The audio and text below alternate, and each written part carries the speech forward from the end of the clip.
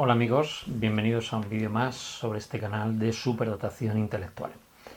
Hoy vamos a hablar de una dinámica que es muy frecuente en las empresas, tanto públicas como privadas, y en diversos ámbitos, y que no solo afecta a los superdotados, sino que afecta en general a lo que podríamos decir las personas que tienen una cierta capacidad profesional.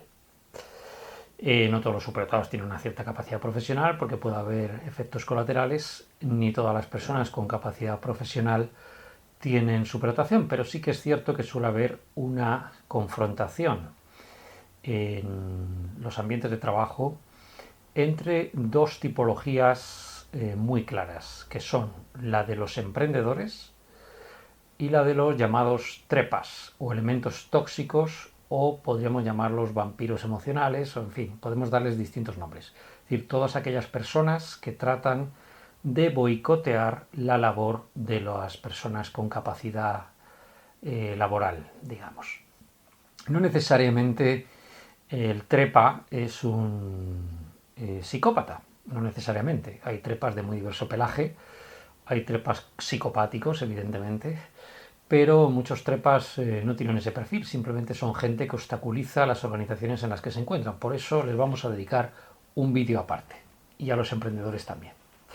Pero para poder dedicar este vídeo, primero vamos a definir muy brevemente algunos conceptos que creo que son importantes.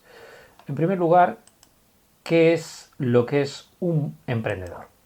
Bueno, pues un emprendedor es una persona, si nos vamos a la Wikipedia, no hace falta que busquemos más lejos, buscamos lo que es un emprendedor y vamos a encontrar algunas definiciones que son muy sencillas, pero al mismo tiempo bastante claras, nos dice que es una persona que tiene decisión e iniciativa para realizar acciones que son difíciles o entrañan algún riesgo.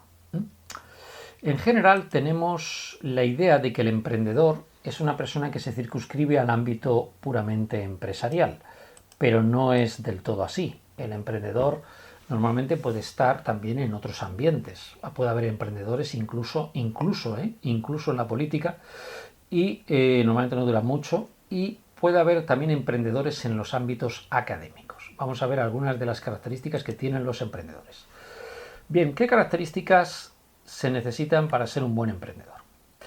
Pues en primer lugar, creatividad e ingenio.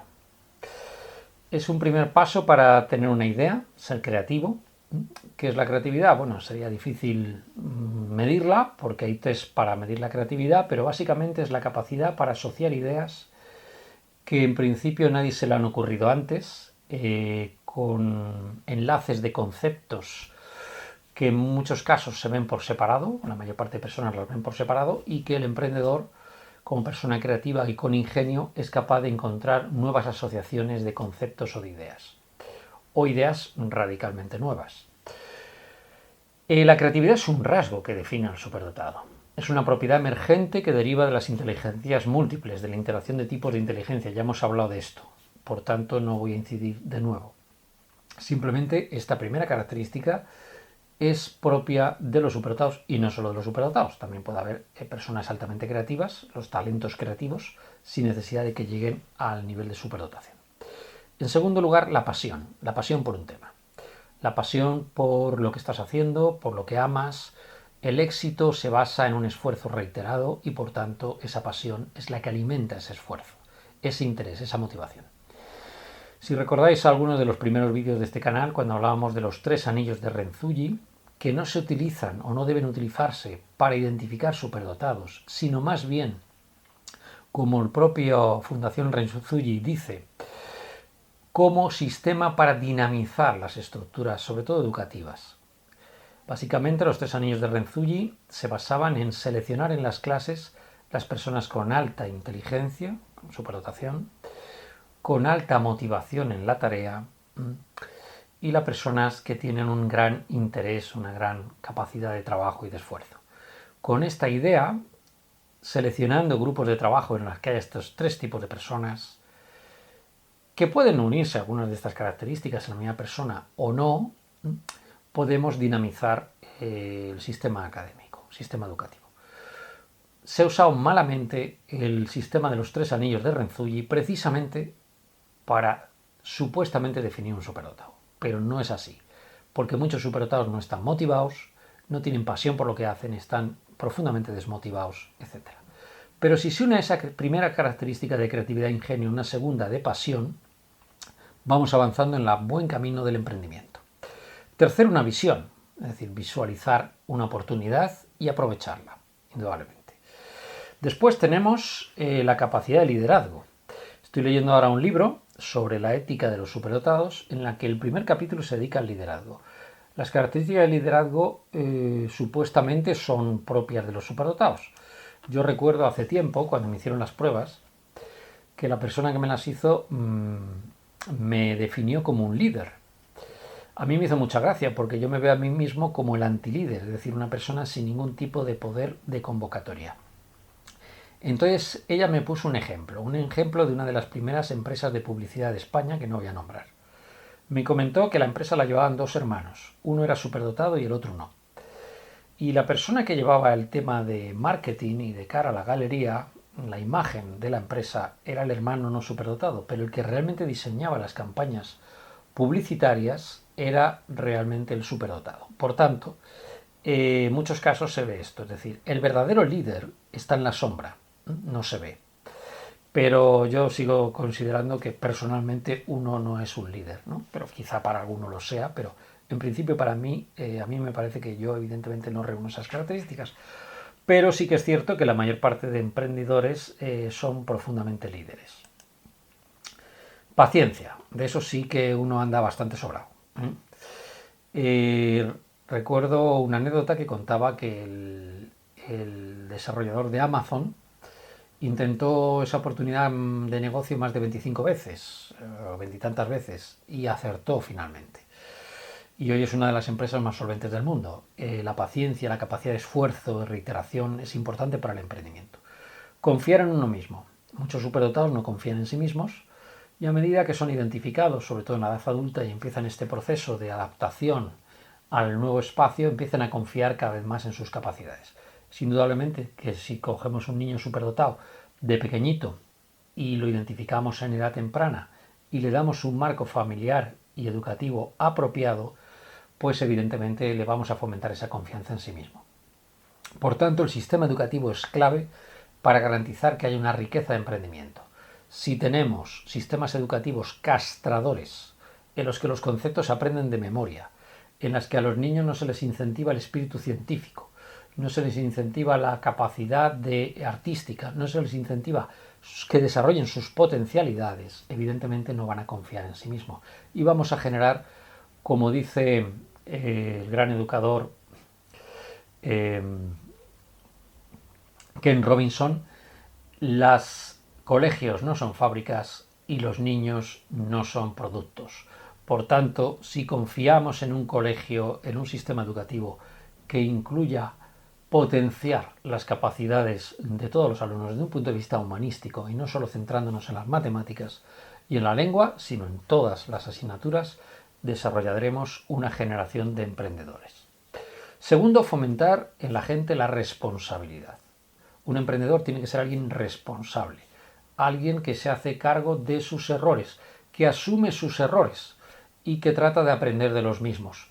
Evidentemente, la petulancia no tiene razón de ser. Yo recuerdo una escena que me encanta, que es de la película del secreto de Thomas Crown, que es con Pierce Brosnan, que es un actor que me encanta. Hay una escena que merece la pena que veamos y que yo creo que explica bien la diferencia entre un emprendedor y un petulante de estos yuppies, ¿no? Que se creen que por ser agresivos y por ser muy presuntuosos van a conseguir algo. Veamos la escena. ¡Por bien! Empezaba a creer que jamás llegaría a este momento. Thomas Crown obligado a vender algo. ¿Qué le parece, Crown? No se arrepentirá de cómo lo ha negociado, ¿verdad? El arrepentimiento es una pérdida de tiempo. Igual que el regodeo. ¿Ya han pensado lo que le dirán a su junta cuando descubran que me han pagado 30 millones más que lo que otros me ofrecían? Buenos días, caballeros.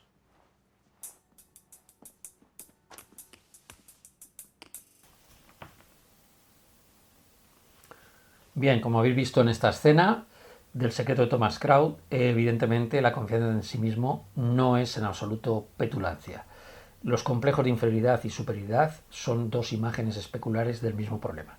La responsabilidad basa en ver la realidad tal y como es. En segundo lugar, un emprendedor, en octavo lugar, tiene que ser receptivo, es decir, una persona que esté abierta a ideas que puedan venir de otros, que no trate de imponer sus ideas. Vamos a ver que muchas de estas características son opuestas a las del llamado trepa. Segundo, en noveno lugar, la empatía. La empatía es una virtud que tiene el superdotado. Es posible que no la haya desarrollado, que la tenga bloqueada, pero indudablemente la capacidad de percepción alta en los superdotados también incluye la percepción emocional, por tanto la empatía es importante. Y como décima característica, y en esto suelen fallar los superdotados, es en la capacidad de decisión. Muchos superdotados dudan y dudan y dudan y dudan. Recuerdo en una reunión que tuve hace muchos años en la organización Mensa, hace muchos años, desarrollamos una idea para dinamizar el sistema educativo. Recuerdo que nos empezamos a reunir y no hacíamos más que hablar y hablar y hablar y al final no llegábamos a ninguna conclusión.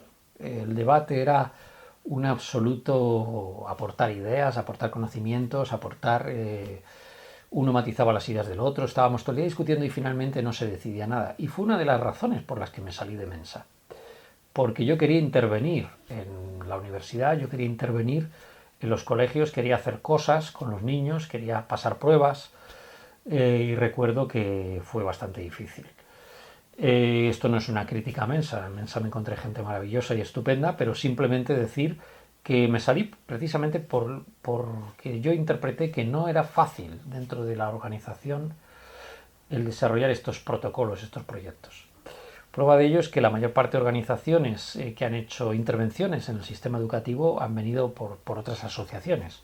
Por tanto, eso fue una de las razones por las que me salí de Mensa y bueno, pues no he tenido otra vez la oportunidad de entrar o no he querido entrar y en algún momento quizá me planteé entrar, no lo sé, pero me hubiera gustado un poco más de activismo por parte de los compañeros que tuve en Mensa y sobre todo no solo activismo sino también un no apartarse, un no actuar como si estuviéramos en un gueto, sino tratar de involucrarse más en la sociedad. Bueno, hemos visto lo que son las características de los emprendedores. Pero hay que definir también que los emprendedores son personas que tienen, en general, una actividad que no solamente es en el campo empresarial. Solemos pensar al emprendedor y equipararlo como autónomo. Pero yo también quiero reivindicar el emprendedor académico, es decir, aquella persona que dentro de los ambientes académicos innova educativamente, desarrolla campos de investigación, en el caso concreto de la universidad, nuevos y novedosos constantemente, y en eso me van a ustedes a disculpar, yo sí me considero bastante emprendedor. Pero el emprendedor necesita un ambiente propicio. No podemos pensar que vamos a fomentar el emprendimiento, y se habla mucho de fomentar el emprendimiento, pero en un clima piramidal, en unas estructuras profundamente autoritarias. El emprendedor necesita libertad. Todos los que trabajamos en el ambiente académico sabemos que a la hora de la verdad los equipos de trabajo no pueden ser jerárquicos. Es decir, eso de un jefe que ordena y manda y todos obedecen, eso funcionaría en la Edad Media, pero actualmente no funciona. La mayor parte de equipos de trabajo que funcionan, por lo menos los que yo he visto en las universidades, son realmente desestructurados. Es decir, son gente que aporta una idea. Yo ahora mismo acabo de tener una videoconferencia con un colega argentino y que está trabajando en vinos y yo le ayudo a analizar unos datos y bueno, y él me enseña a mí cosas de los vinos y estamos así todo el día. Y luego trabajo también con un familiar de este colega que trabaja en cambio climático, estoy trabajando con gente en Finlandia, estoy trabajando con gente en diversos lugares. Como lo hago a través de videoconferencias, etc. Eso es una estructura totalmente deslocalizada. No hay un jefe, ni siquiera hay una estructura física detrás. Y sin embargo se generan un montón de ideas y un montón de cosas. Eso es lo que funciona. Sin embargo, vemos que en muchas instituciones académicas se hacen los llamados equipos de investigación. En el equipo de investigación hay un líder que siempre tiene que ser el mismo, lo cual me parece ridículo porque el líder puede rotar, el líder puede estar constantemente cambiando y el líder puede, bueno, pues sí, no ser necesariamente el mismo siempre. Bien, el tema también importante del emprendimiento es que además de ese ambiente propicio, los emprendedores crean riqueza. Creo que esto es algo evidente. Vamos a ver una página web que a mí me ha sorprendido, donde habla sobre las características de los países más emprendedores. Y concretamente se hace un ranking de emprendimiento en el que observamos en la página que el mayor país en emprendimiento es Estados Unidos. Como era lógico, se sitúa en el rango 1. Vamos a aumentar un poquito la página para verlo mejor.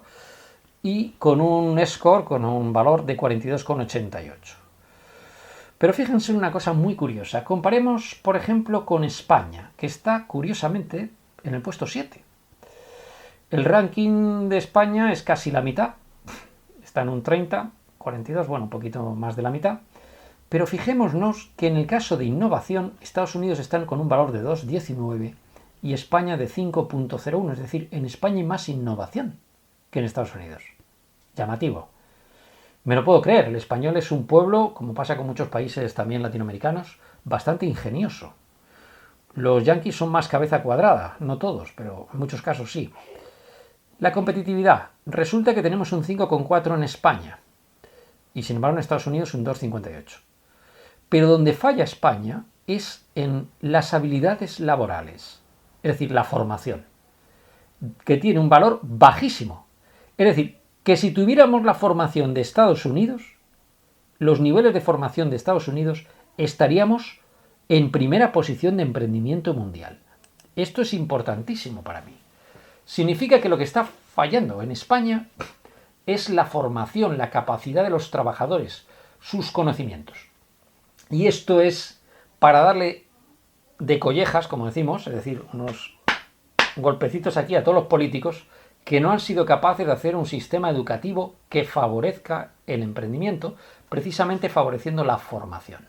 En la medida en que este país, llamado España, sigue siendo un país en el que los alumnos aprenden todo de memoria, no podemos pensar que vaya a haber una formación buena. Tenemos que cambiar los sistemas educativos y favorecer el emprendimiento es favorecer la riqueza del sistema educativo a base de más aprendizaje basado en proyectos, más aprendizaje práctico, que no es necesariamente gastarse dinero. He oído siempre ese argumento, no es que las prácticas son muy caras. Mentira. Yo hago prácticas con mis alumnos que son realmente baratísimas y les gustan. Las técnicas informáticas, las nuevas tecnologías, las TIC, son un medio para hacer prácticas. Y hay muchísimas posibilidades de hacer prácticas con muy pocos recursos. Por tanto, no es un problema de dinero, es un problema de imaginación. Y si hemos formado a un profesorado que hemos usado muchas veces los centros educativos como coladeros de amiguetes y para intervenir políticamente, y ha habido un montón de partidos políticos que no han hecho una reforma educativa consensuada, pues resulta que España, con una capacidad enorme, y ya hemos hablado de la fuga de cerebros, está viendo cómo sus mejores jóvenes se largan a otros países. Es decir, resulta paradójico que tenemos países como Inglaterra, o como Estados Unidos, o como Alemania, que no tienen a lo mejor la capacidad, como vemos en este ranking que hemos visto aquí. Alemania, con una capacidad de innovación de 1,94, todavía más baja que Estados Unidos, y lo siento por los alemanes, pero siempre hemos dicho en España que son los cabeza cuadradas. Pero veamos el caso de Israel, 6,1 de innovación. ¿Qué le pasa a Israel?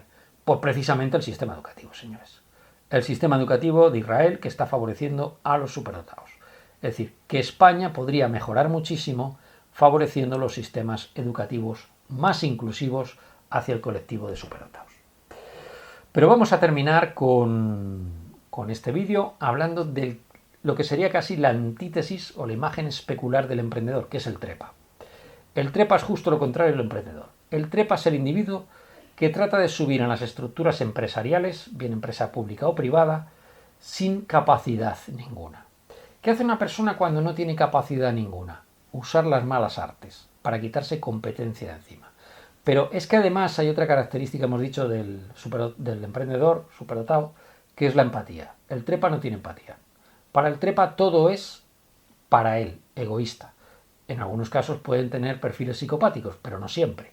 ¿Qué características tiene un trepa? Bueno, pues básicamente yo diría que los trepas tienen tácticas como son el desgaste, tratar de aburrir a la persona emprendedora para que no emprenda, tratar de desanimarla, tratar de acosarla. Ya hemos hablado del acoso a los superdotados.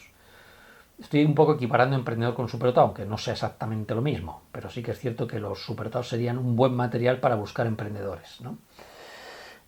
Por ejemplo, casos típicos, chismorreos, estar constantemente levantando bulos sobre las personas más capacitadas, tratar de provocar ruidos, problemas, en algunos casos hasta pinchar las ruedas de los coches. Yo he visto casos realmente llamativos. Voy a contar algunos ejemplos para que se vean un poco las tácticas. Ejemplos que he visto en personas generalmente muy emprendedoras, en el ambiente académico sobre todo. En primer lugar, un antiguo profesor mío con el que estuve trabajando un tiempo en otra universidad. Hace muchos años de esto. Yo estaba haciendo unos cursos de doctorado y me quedé una temporada en ese laboratorio. Resulta que un día por la mañana llego al laboratorio y me encuentro que un experimento que se estaba haciendo con animales de laboratorio, pues la jaula donde estaban los animales de laboratorio había sido rota. Y me llamó la atención, coloqué la tapa otra vez en su sitio y cuando llegó el resto de la gente, porque yo llegué el primero, me dirigí al profesor y se lo dije, oiga, alguien ha manipulado esta caja y se ha estropeado el ambiente, se había creado un ambiente con una atmósfera en oxígeno controlada y, claro, al romper la tapa, pues se había fastidiado un experimento que llevaba una semana entera realizándose. Un experimento de fisiología en concreto. Bien, el profesor montó en cólera y se desahogó contándome un poco los problemas que tenía. En otro caso que pude contemplar también en la misma universidad, una persona estaba trabajando con zinc, el efecto del zinc en ciertos animales, y no le salían los experimentos y se comprobó después que había una persona que llevaba muestras de zinc y las echaba en los viales donde se estaba haciendo el experimento para estropear dicho experimento. Esta persona que relató en primer lugar, la de que se rompió el ambiente este de oxígeno que estaba estudiando, me puse en contacto el otro día con él, me mandó un correo electrónico en una red académica que se llama ResearchGate y dijo, hombre, ¿qué tal? ¿Qué es de tu vida? Y me contó que en su universidad no le habían concedido el emérito y que, bueno, que había publicado 200 trabajos de investigación en las mejores revistas del mundo y ni homenaje ni gaitas. He vuelto a encontrarme lo mismo con uno de los mayores expertos, y fíjense que ahora con todo el tema del coronavirus, en la reactivación que está teniendo la microbiología en general. Bueno, ¿se pueden ustedes imaginar a un profesor con 7 sesenios de investigación, que son 32 años seguidos de experiencia investigadora, y que en su propia institución no le hayan hecho ni un homenaje ni lo hayan sacado en el periódico? Y yo me he dirigido a periodistas, les he dicho, oiga, hagan ustedes el favor de sacar una entrevista a doble página como mínimo o un programa de televisión a este señor, que es una eminencia. Nada, ni caso. Así trata España a sus mejores científicos. No me extraña que los chavales jóvenes se vayan fuera. Pero es que, además, voy a contar otro caso. Este es de un compañero que tuve en la carrera, que estuvo trabajando un tiempo en histología, que se fue con una beca al Instituto Max Planck, nada menos, y que en estos momentos dirige un laboratorio en el Centro de Biología Molecular. En el Instituto de Biotecnología. Bueno, cuando este chaval era becario, tiene más joven que yo, cuando este tipo era becario, tenía que venir a trabajar a las 9 de la noche porque había un profesor que le tenía enfilado, no le dejaba hacer absolutamente nada. Bueno, ahí lo tienen, dirigiendo un laboratorio de biotecnología, una eminencia también. Y además de ser una persona muy joven, es que hoy ya no se sabe nada de ese profesor que le hacía la vida imposible. Ha quedado en el olvido, como era lógico. Bien, ahora me voy a saltar a la empresa privada. Esto se trata de un familiar que trabaja en una empresa privada como vendedor y se encuentra, pues que consigue un contrato millonario con una de las mayores empresas privadas del país, no voy a decir cuál. Su jefe, que es un niño pijo de estos que llamamos, que está todo el día haciendo ejercicio en el gimnasio y ligando con las del gimnasio, pues se acerca un día mi familiar a hablar con él y le dice: oye, vamos a perder, como no mandemos los pedidos a tiempo, vamos a perder el contrato con esta gran empresa. Porque claro, esta gran empresa no va a andar esperando una semana a que le enviemos los pedidos. Nos cancela el contrato y perdemos una cuenta millonaria. Le dio varias advertencias, pero claro, el tipo este que dirigía la empresa pues estaba muy contento haciendo sus numeritos y apuntándose los tantos de los vendedores que tenía a su cargo, hasta que llegó lo que tenía que llegar. La gran empresa rescinde contrato y el marrón le cae a mi familiar. Mi familiar monta en cólera y a partir de ahí lo despiden. Lo gracioso es que este familiar mío vuelve a ser contratado como vendedor en otra empresa y en estos momentos parece estar ocurriendo lo mismo o algo parecido. Es decir, que en las estructuras empresariales tenemos auténticos idiotas que en la medida en que fuéramos capaces de depurarlo, y este es un problema de los jefes de las empresas, de depurar a todos estos trepas que no aportan nada y que lo que hacen es obstaculizar a la gente que vale, ese ranking que hemos visto anteriormente, pues nos daría la opción, ¿verdad?, de subir ese punto de competitividad, que es el gran problema que tiene España, y aumentar la eficiencia y el emprendimiento. Es decir, tenemos que pasar, y ya he dedicado un vídeo a eso, de ser una sociedad medieval oligocrática a ser una meritocracia y empezar a entender de una santa vez que las personas válidas en las empresas son el mejor recurso empresarial. Y quiero citar una frase, ya refiriéndome al ambiente académico, de una decana de una gran universidad americana que dijo que ella tenía dos trabajos.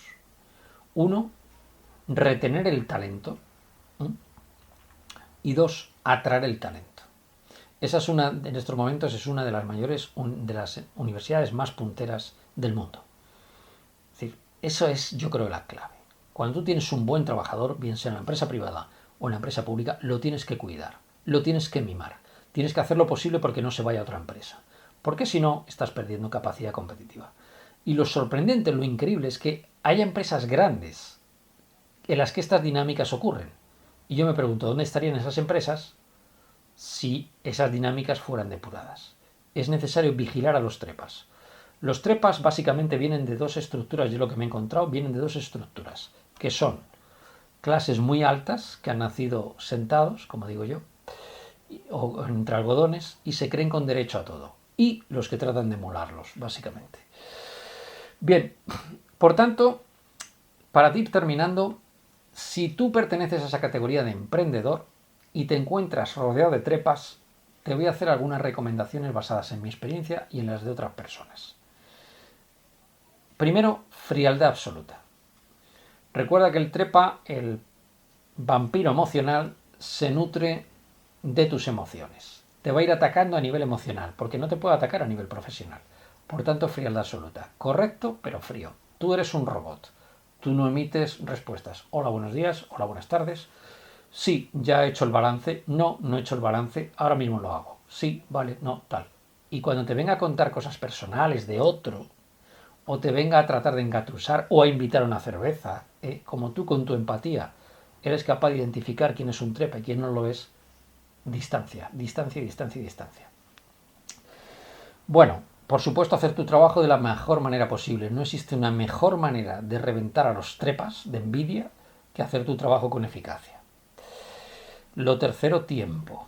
El tiempo pone las cosas en su sitio. Es el gran juez. Y verás que si unes frialdad, alta capacidad de trabajo y tiempo, conseguirás que los trepas vayan desapareciendo poco a poco de las empresas. Es lamentable comprobar dónde podría estar un país y dónde está. Si hubiera más emprendedores en estos momentos de pandemia que está ocurriendo a la fecha de realizar este vídeo, que es 3 de febrero del 2021, estamos ya en la cuarta ola de la pandemia del coronavirus. No se han enterado que es la cuarta ola, pero bueno, podéis ver un vídeo en mi canal también del coronavirus. A estas alturas del partido están los países del mundo peleándose por las vacunas. Tenemos varias vacunas en litigio. Si este país llamado España hubiera invertido más en investigación científica y concretamente en biociencias, y lo digo yo que no trabajo en biociencias, en estos momentos España tendría su propia vacuna.